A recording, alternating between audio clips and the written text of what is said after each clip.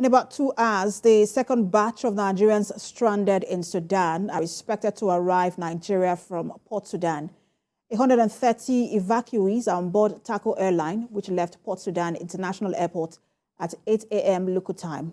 TVC News correspondent Moyo Thomas, who has been monitoring the developments, joined us earlier on the news. The arrival time, from what we heard, is between 2:30 and 3 p.m. So we'll be on ground to also get the arrival of the second batch, which we heard is 130 Nigerians, 128 females, and 2 males. So the first flight that we're expecting, which had already taken off, that is the Tarco Airline, is a South Sudan Airline. Is the first airline bringing the second batch that we already have their ETA. But we also learned that Asman is on ground at Aswan Airport, that is in Egypt. This particular Tarco is coming from Port Sudan, which is also Sudan. But the one from Egypt is on ground, and we also heard that the protocol have started to check them in, so they might be leaving anytime. But from NEMA, we are expecting 4 aircraft to actually come into the country today: Max Air, Asman, and probably Evacuees. But we are expecting 4 airlines today. But the first one that we're sure of the ETA, Tarco, is the South Sudan Airline. The first batch of returnees arrived just before midnight on Wednesday. They were received by the Minister for Humanitarian Affairs and Disaster Management, Sadiya Farouk, Chairman of Nigerians in Diaspora Commission, Abike Dabi-Erewa, and some other heads of agencies. Moyo Thomas captured their arrival in this report.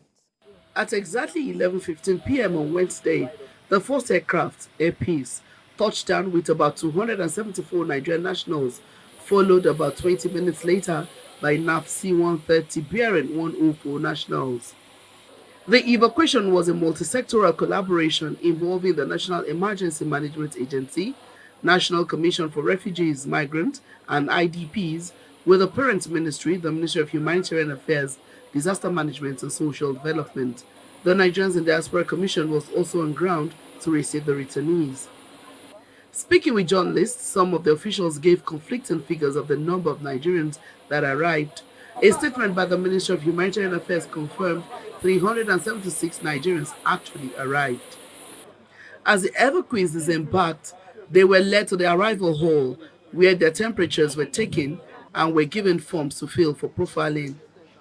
The federal government is committed to providing them adequate care. Some of them, their family members are here to receive them, while others, they are going to be under our care until they get to their families.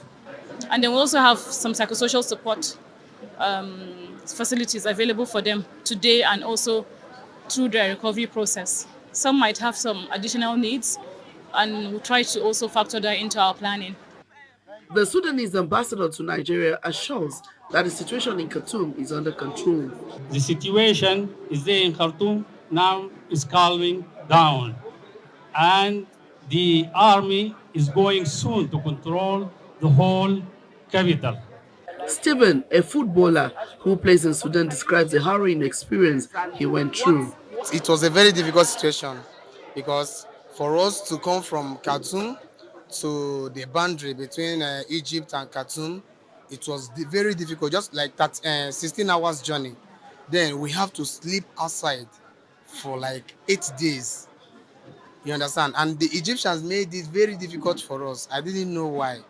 For Sarah to Idris Adam, a final year nursing student who had 4 months to the end of her 5-year studies, fears for her future. Because our studies is our life, our future. Without it, we are nothing. So we just have to find a way to complete our education.